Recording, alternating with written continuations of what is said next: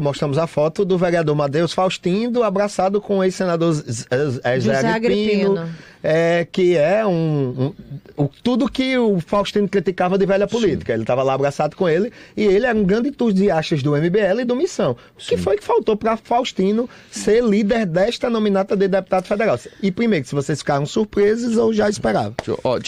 Antes de passar a palavra para Amanda, porque a Amanda ela tem muita autoridade para falar disso, o que eu posso te falar antes de mais nada sobre a Missão é o seguinte: a Missão é um partido excludente, tá?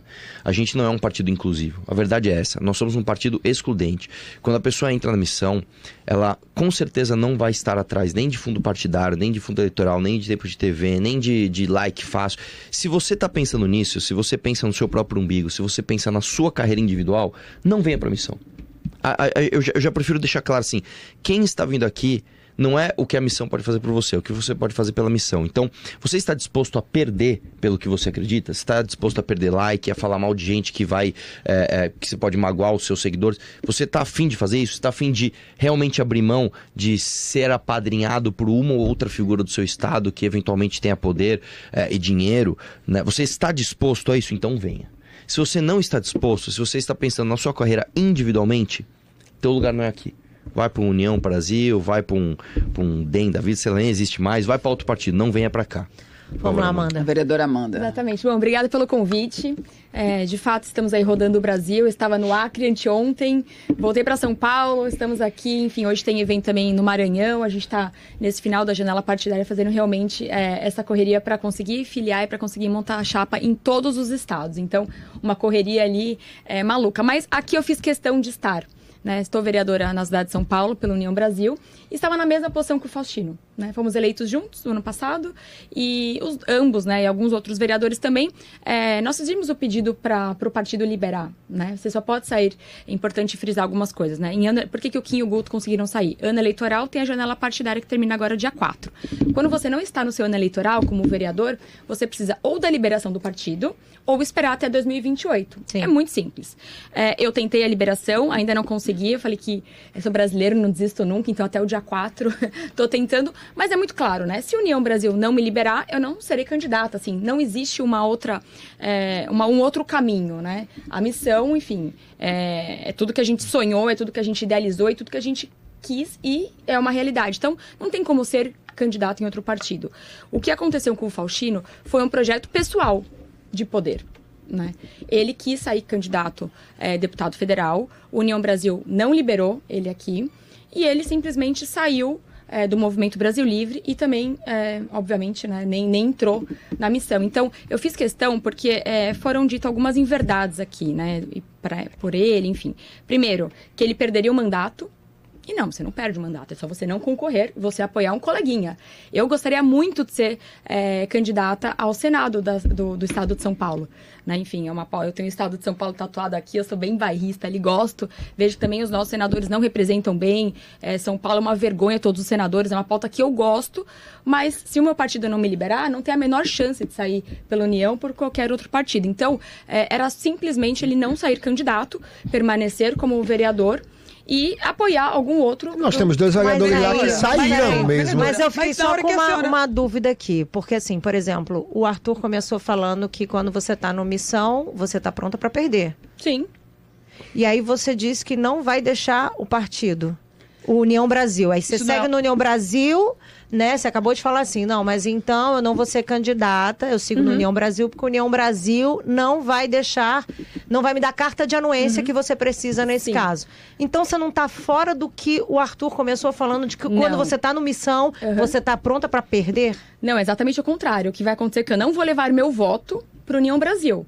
Eu vou pegar o meu capital político, vou escolher teremos senador em São Paulo também, teremos candidato a deputado federal, estadual, farei campanha para absolutamente toda a chapa.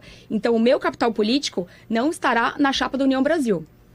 Mas, vereadora, não seria mais legítimo, já que a senhora tem tem essa ideologia que a senhora fala tão aflorada, não seria mais legítimo e mais justo com a senhora ser candidata, deixar o mandato de vereadora e ser candidata a deputada, senadora, enfim, nesse projeto que a senhora ingressa, que é a omissão, ou seja, na hora que a senhora opta por colocar uma outra pessoa, a senhora está ficando no status quo de vereadora. E mais, a senhora sabe também muito bem que não se transfere 100% dos votos.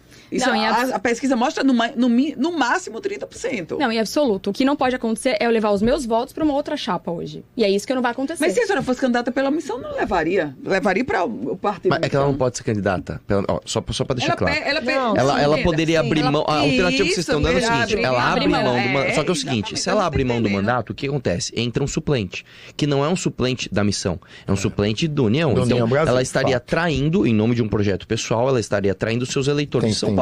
Então, tem coerência. Se eu sou um cidadão paulistano, votei na Amanda, porque ela quer ser senadora, ela vai deixar um suplente que eu não gosto entrar? Então, como a gente no caso, é um suplente realmente que a gente já fez oposição. Quem que é? Adilson Amadeu. É o Adilson Amadeu ainda. Pra quem não sabe, o Adilson Amadeu é Ele é da esquerda, né? Ele já foi do PT, se não me engano.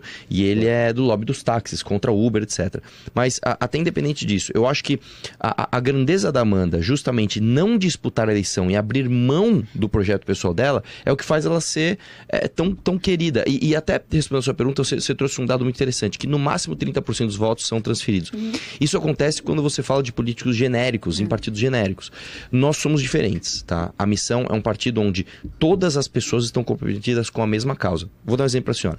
Se você pegar e falar assim, qual a diferença programática do PSD, PSB, PSDB, União? Não tem. Agora, se você pega, por exemplo, vou até dar um exemplo de partidos de esquerda. Se você pegar o PCO tem um conteúdo programático. O PSOL tem. Nós também temos. O nosso é oposto a eles, mas nós temos um conteúdo programático. E nós temos ali, ó. O que está cada dia mais raro na política, né? Você ter bandeiras realmente partidárias. Pra você ter uma ideia, eu não sei se vocês sabem, a gente escreveu um livro do que a gente quer pro Brasil. Um livro não, né? São fascículos, né, de pesquisa para que a gente escreva o livro amarelo. São 6 fascículos, onde a gente está escrevendo todas as nossas pesquisas para todas as áreas do que a gente pensa no Brasil. E todo mundo que entra na Missão tem que seguir aquele rito. Ó, você vai ler este livro e você vai concordar com este programa. Entendeu? Por isso que o nosso projeto é diferente, porque ele é um projeto...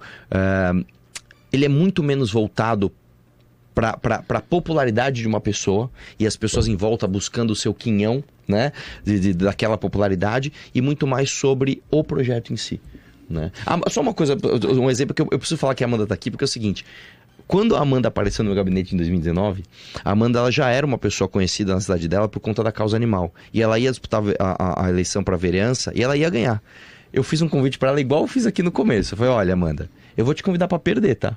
Você quer perder uma eleição comigo aqui em São Paulo, mas aí você entra no time? Ela veio em 2020, perdeu a eleição para vereança em São Paulo.